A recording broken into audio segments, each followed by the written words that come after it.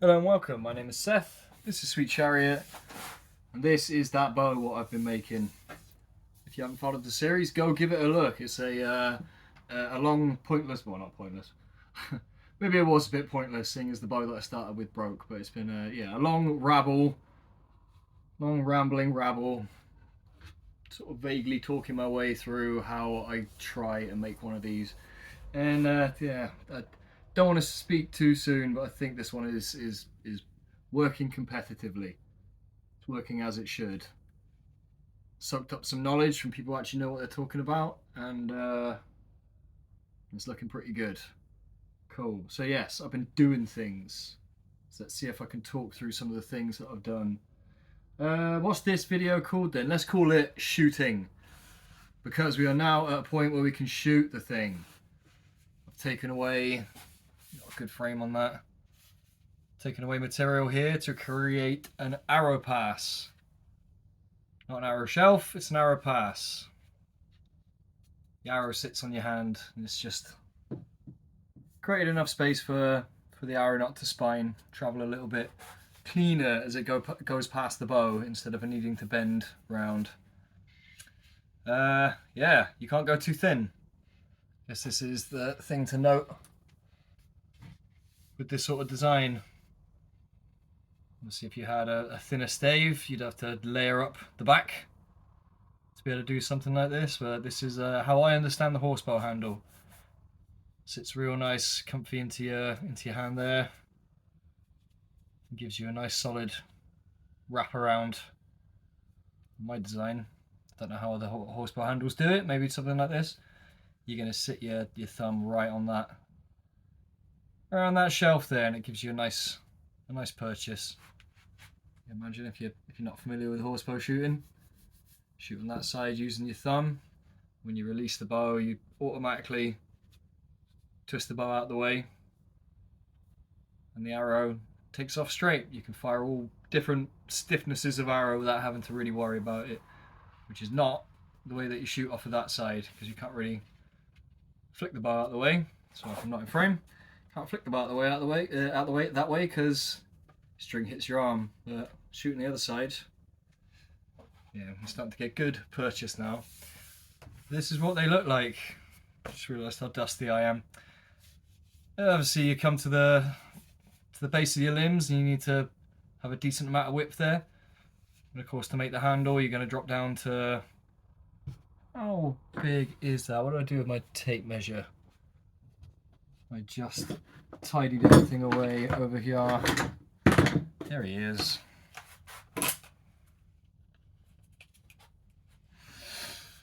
So we have ended up at 1.25 inches. 1.25 inch for the handle, and it does still feel a little bit chubby.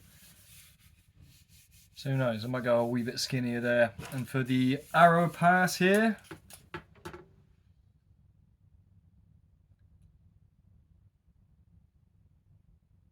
what we got? 10. It's more like up here, isn't it? Oh wait, that's 15 millimeters. I need the calipers really. Nah, it's not quite 15.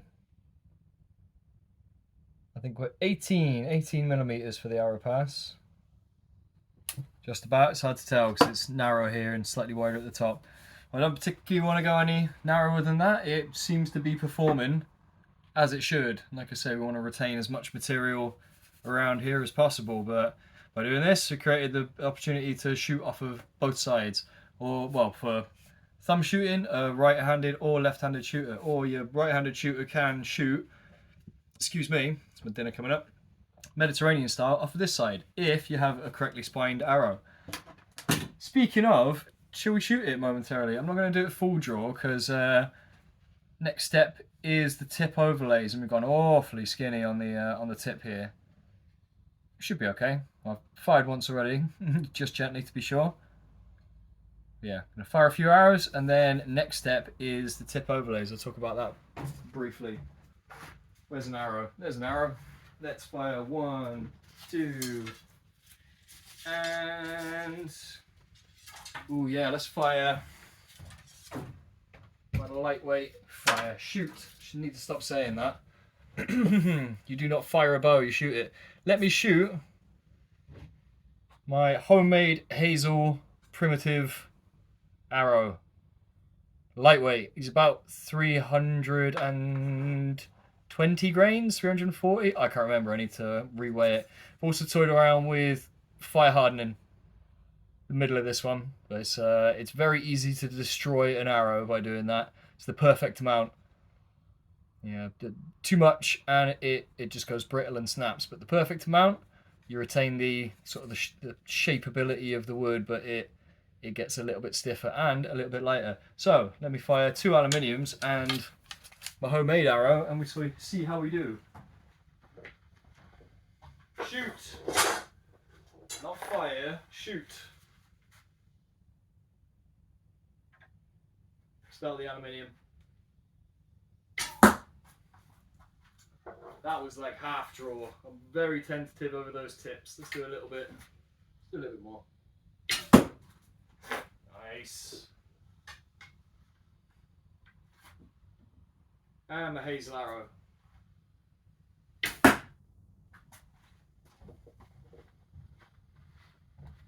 You just about see those? You could probably just about see those.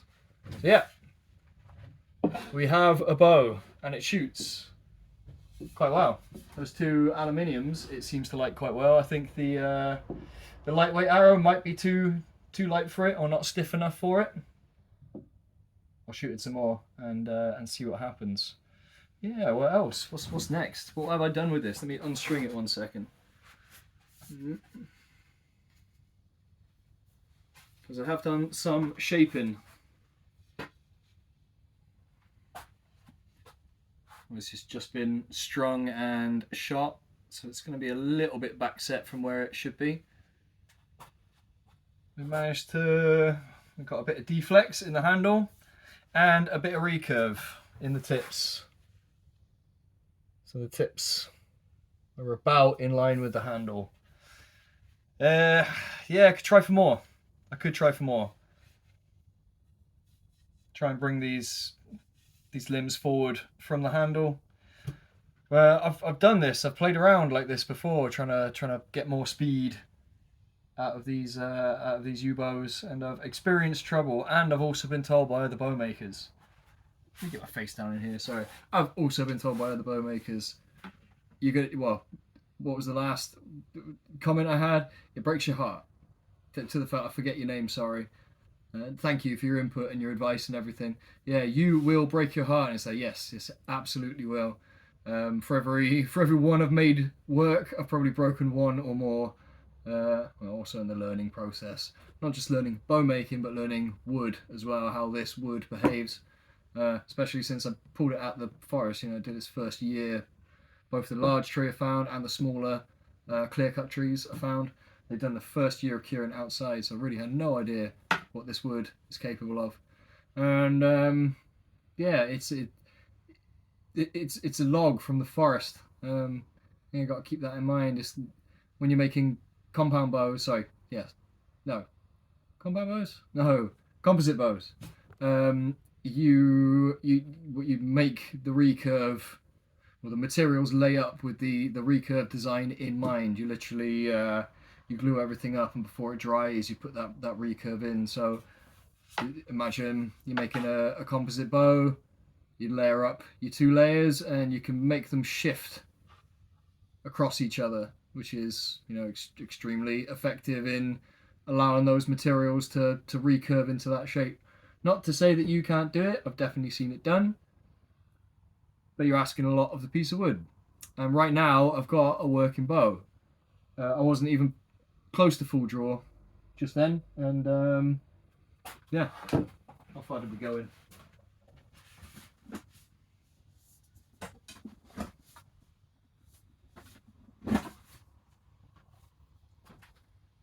Yeah, it's working.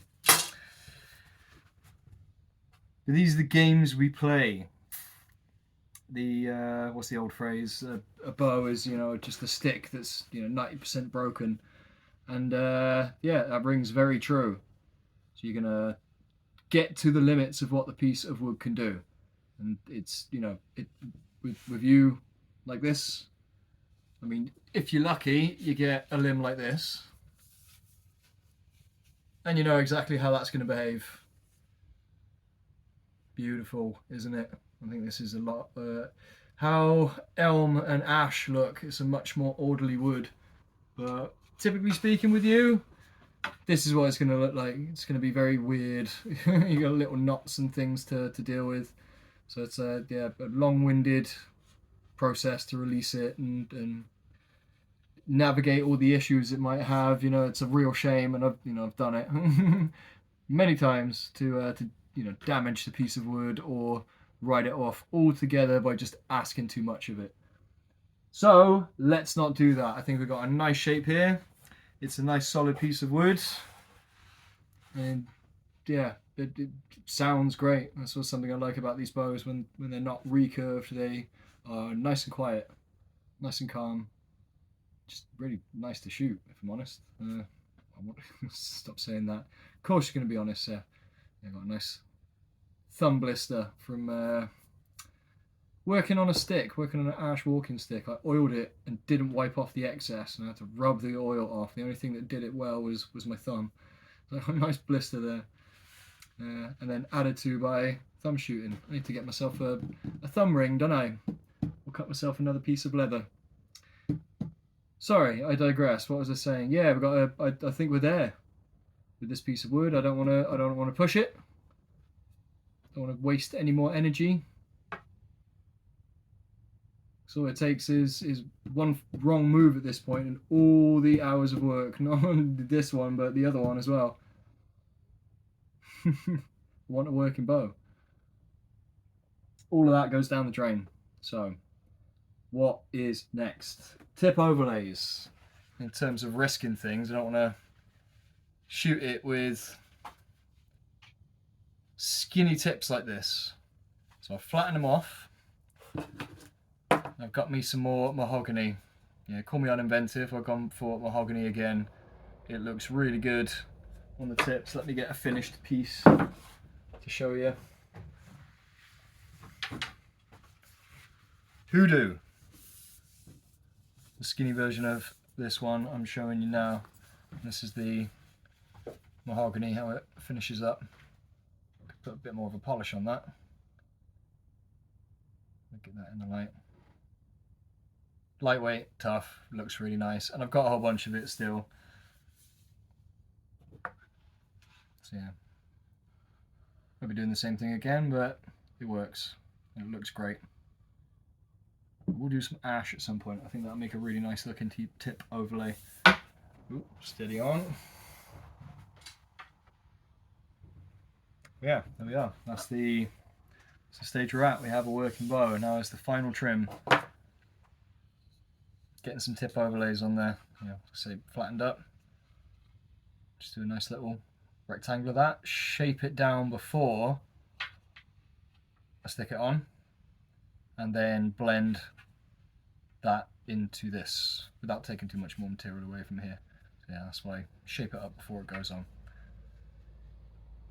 A little bit fiddly, shouldn't take too long. And then you want to be thinking about how that affects brace height, which at the moment is quite high. It's about 8 inches. So might be able to slim everything down a little bit more, but I don't particularly want to do that. Just get a slightly longer string. Longer? Yeah, longer. Look at this handle. I've got my oil here, right? No. I'll oil it in a short is what I'll do, and then link it to this video. A bit more sanding in here. A bit more squaring off here. We've got a real nice bow. Lovely stuff. I'll see you in the next one with some finished mahogany tip overlays. Do some proper shooting. Thanks again, everybody.